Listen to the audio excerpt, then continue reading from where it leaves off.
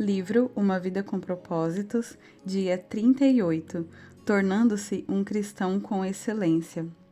Em Marcos 16,15 diz: Jesus disse aos seus seguidores: vão pelo mundo todo e contem a todos as boas novas. Em Salmos 67,2 diz: assim saberemos por onde Ele quer que nós andemos. Assim todas as nações conhecerão a sua salvação. A grande comissão é a sua incumbência. Você tem uma escolha a fazer: ou se torna um cristão com excelência, ou um cristão relapso. Cristãos relapsos buscam principalmente a satisfação pessoal. Eles estão salvos, mas são egoístas. Gostam de comparecer a reuniões de louvor e aos seminários edificantes.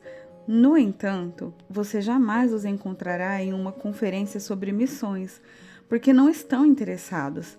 As orações deles concentram-se nas próprias necessidades e em pedidos de bênçãos e de felicidade. É a fé do eu primeiro. Como Deus pode tornar a minha vida mais confortável? Eles querem usar Deus para os seus próprios propósitos, em vez de serem usados por Deus para os propósitos dele. Os cristãos com excelência, em contrapartida, sabem que foram salvos para servir e foram feitos para uma missão. Eles estão ávidos para receber uma missão pessoal e se entusiasmam com o privilégio de serem usados por Deus. Os cristãos com excelência são as únicas pessoas totalmente vivas nesse planeta. A sua alegria, confiança e entusiasmo contagiam, porque sabem que são importantes. Eles acordam a cada manhã na expectativa de que Deus atue por meio deles de novas maneiras. Que tipo de cristão você quer ser? Deus nos convida para participar das mais magníficas, amplas, diversificadas e importantes causas da história, o reino num todo. A história da humanidade é a história de Deus. Ele está formando sua família para a eternidade. Nada é mais importante e nem mais duradouro. No livro de Apocalipse, nós descobrimos que a missão global de Deus será realizada. Um dia, a grande comissão se tornará a grande consumação. Nos céus, uma enorme multidão de pessoas de todas as nações, tribos, povos e línguas estará um dia diante de Jesus Cristo para adorá-lo. Envolver-nos como cristãos com excelência nos permitirá experimentar um pouco do céu antecipadamente. Quando Jesus ordenou aos seus seguidores que fossem pelo mundo todo e contassem a todos as boas novas, o pequeno grupo de pobres discípulos do Oriente Médio ficou chocado.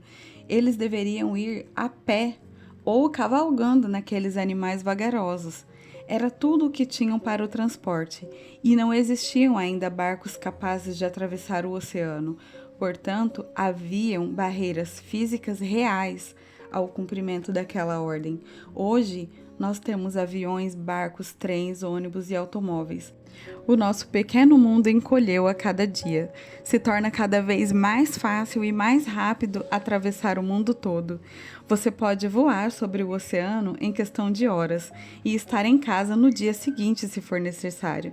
As oportunidades que os cristãos comuns têm de se envolver em missões internacionais de curta duração são praticamente ilimitadas.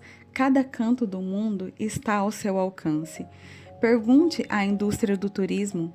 Não temos desculpa para não espalhar o evangelho. E agora, com a internet, o mundo está ficando ainda menor. Qualquer cristão com acesso à internet tem um telefone à disposição e pode se comunicar em tempo real com pessoas de praticamente todos os países do mundo. Todo o planeta está ao seu alcance.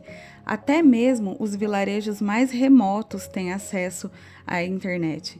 Portanto, você pode evangelizar pessoas do outro lado do mundo sem nem ao menos sair de casa. Nunca foi tão fácil cumprir a incumbência de ir por todo o mundo e pregar o evangelho.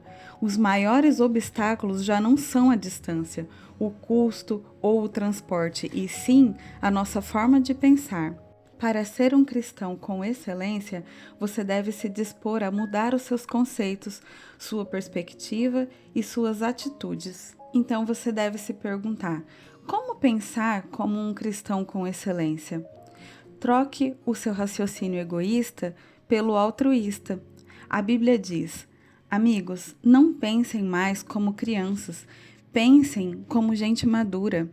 Esse é o primeiro passo para se tornar um cristão com excelência. Crianças pensam apenas em si mesmas, pessoas maduras pensam nos outros. Deus ordena: não pensem somente nos próprios interesses, mas estejam interessados nos outros também.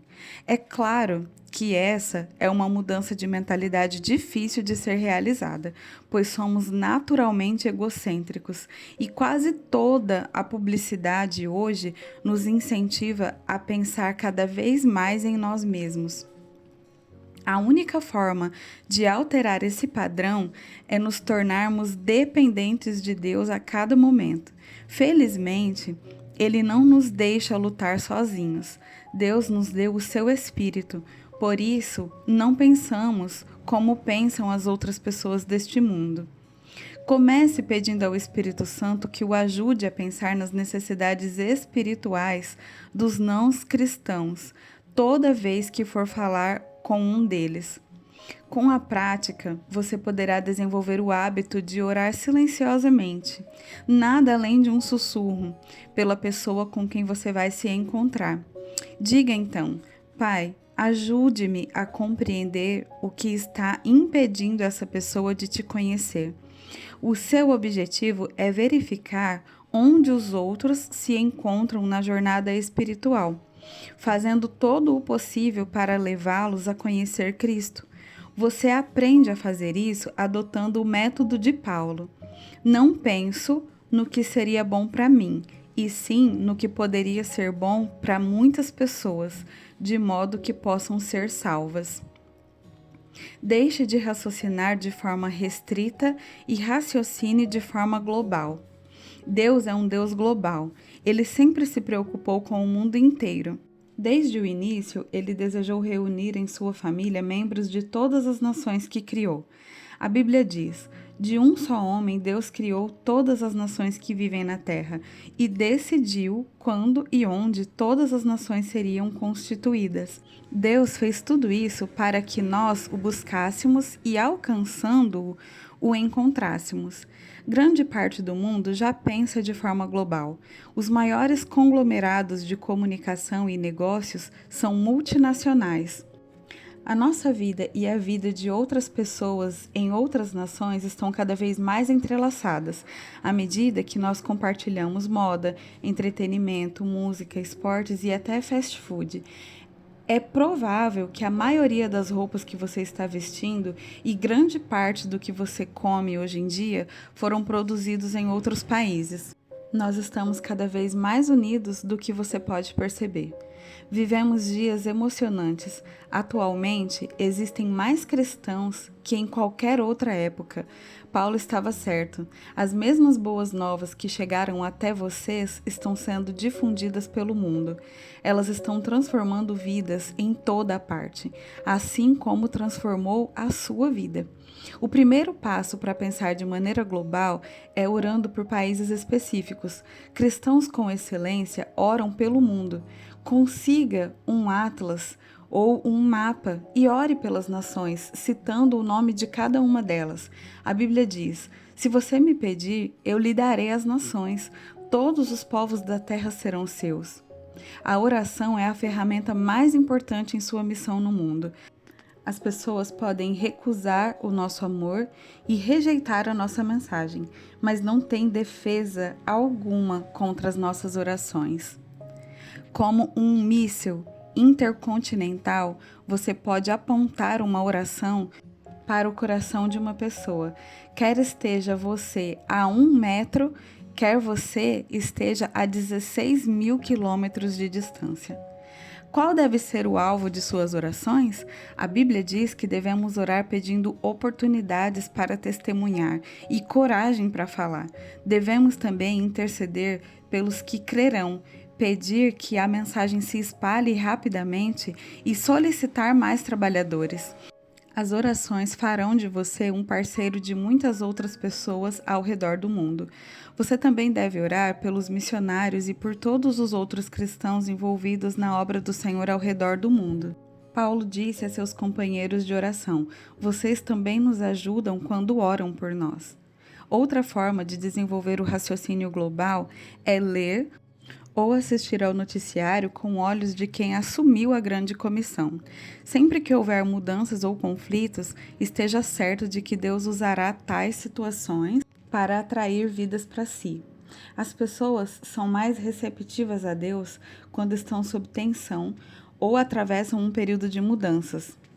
As rápidas e incessantes mudanças que ocorrem hoje no mundo estão preparando como nunca antes as pessoas para ouvir as boas novas. A melhor maneira de começar a pensar de modo global é participar de algum projeto missionário de curto prazo em outro país. Nada substitui a participação ativa na vida real ou em outra cultura. Pare de estudar e discutir sobre a sua missão e comece logo a realizá-la. Eu desafio você a ir até o fim. Em Atos 1:8, Jesus estabelece um padrão para o nosso envolvimento. Vocês serão minhas testemunhas em Jerusalém, em toda a Judéia e Samaria e até os confins da terra.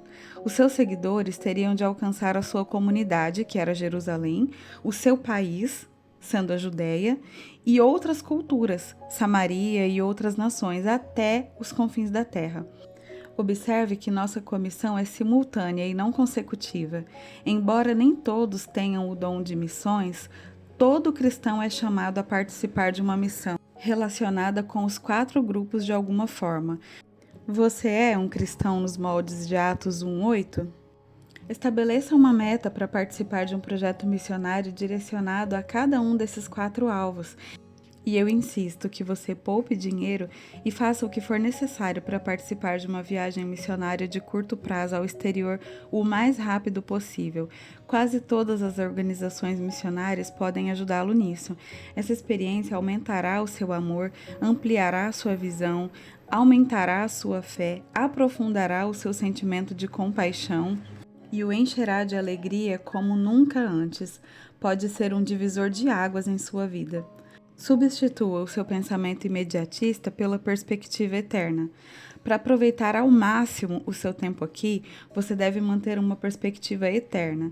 Isso evitará dar importância excessiva a questões menores e o ajudará a distinguir entre o urgente e o eterno. Paulo disse: assim fixamos os nossos olhos não naquilo que se vê, mas no que não se vê, pois o que se vê é transitório, mas o que não se vê é eterno. Muitas das coisas nas quais nós empenhamos nossas energias já não significarão mais nada daqui a um ano, quanto mais pela eternidade. Não troque a vida por coisas temporárias, pois Jesus adverte: todo aquele que põe a mão no arado e olha para trás não está apto para o reino de Deus. E Paulo alerta: sejam econômicos na escolha das muitas coisas que o mundo tenta empurrar para vocês. O mundo, como vocês o conhecem, está se desvanecendo. O que está se tornando um empecilho, um obstáculo no seu dia a dia entre você e a sua missão? O que o está impedindo de se tornar um cristão com excelência? O que quer que seja, abandone-o agora. Afastemos de nós qualquer coisa que nos torne vagarosos ou nos atrase. Jesus disse: acumulem para vocês tesouros nos céus. Como fazemos isso? Em uma de suas declarações mais incompreendidas, ele disse também: usem as riquezas deste mundo ímpio para ganhar amigos, de forma que, quando ela acabar, estes os recebam nas moradas eternas. Jesus não quis dizer que você deve comprar amigos com dinheiro, mas que você deve usar os recursos que Deus deu a você para levá-los a Cristo. Então, eles serão os seus amigos por toda a eternidade e vão lhe dar as boas-vindas quando você chegar ao céu. Esse é o melhor investimento financeiro que você pode fazer. Provavelmente você já tenha ouvido alguém dizer que você não pode levar isso ou aquilo junto com você quando passar para a eternidade. Mas a Bíblia diz que você pode fazer investimento em pessoas que estão indo para lá. Fazendo isso, eles estarão acumulando um tesouro real para si mesmo no céu. Esse é o único investimento seguro para a eternidade e estão levando uma vida cristã frutífera. Pare de arranjar desculpas e comece a pensar em formas criativas de cumprir a sua incumbência. Se você estiver realmente decidido a fazer alguma coisa, há sempre um jeito e existem organizações prontas para auxiliá-lo. Eis algumas desculpas mais comuns para ninguém fazer nada. Eu só sei falar português, nunca vou aprender a língua inglesa. Eu não tenho nada a oferecer. Eu sou velho demais ou eu sou jovem demais. Para todas essas desculpas, existem uma solução. Cada habilidade e experiência em sua formação, ela pode ser utilizada de algum modo. E a maioria das organizações missionárias tem projetos de curto prazo adequados para cada faixa etária. Da mesma forma que Deus rejeitou as desculpas de Sara quando ela disse estar muito velha para que o Senhor a usasse, ele também rejeitou as objeções de Jeremias quando este alegou ser muito jovem. Não diga isso, respondeu o Senhor, pois você tem de ir aonde quer que eu o envie e dizer o que quer que eu diga a você. Não tenha medo do povo, pois eu estarei com você e cuidarei de você. Pode ser que você acredite ser necessário um chamado especial de Deus e esteja esperando alguma sensação ou uma experiência sobrenatural. O Senhor, porém, já reiterou esse chamado repetidas vezes. Somos todos chamados para cumprir os 5 propósitos de Deus para a nossa vida: adorar, ter comunhão, tornar-se semelhante a Cristo, servir e sair em missão com Deus pelo mundo. Ele não quer usar apenas alguns no meio do seu povo, ele quer usar todos. Somos todos chamados para participar de uma missão para Deus. Ele quer que a igreja inteira leve o evangelho integral ao mundo todo. Muitos cristãos deixaram passar os planos de Deus para a vida deles porque nem ao menos perguntaram a ele se os queria servindo como missionários em algum outro lugar. Seja por medo, seja por ignorância, automaticamente fecharam a mente à possibilidade de servir como missionários residentes em outras culturas. Se sua tendência é dizer não, reexamine todos os diferentes meios e possibilidades disponíveis. Você vai se surpreender. E ore, perguntando seriamente a Deus o que Ele deseja de você nos próximos anos. Milhares de missionários residentes são desesperadamente necessários neste ponto crítico da história, quando há tantas portas escancaradas como nunca antes. Se quer ser semelhante a Jesus, deve amar o mundo inteiro. Você não pode se dar por satisfeito apenas com a conversão da sua família e de alguns amigos.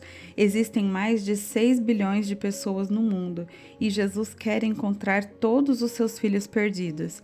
Ele disse: somente aqueles que põem de lado a sua vida por minha causa e por causa da boa nova é que a salvarão. A grande comissão é sua incumbência, e fazer a sua parte é o segredo para uma vida que realmente vale a pena. E esse é o momento que nós pegamos o nosso caderno e a nossa caneta e nós vamos para o Pensando sobre o Meu Propósito de Vida do dia 38. E o tema para reflexão é: a grande comissão é a minha incumbência. E o versículo para memorizar é Salmo 67, 2. Que diz: assim saberemos por onde Ele quer que nós andemos. Assim, todas as nações conhecerão a sua salvação. E a pergunta para meditar: que providências eu posso tomar a fim de me preparar para a experiência de uma missão de curta duração no próximo ano?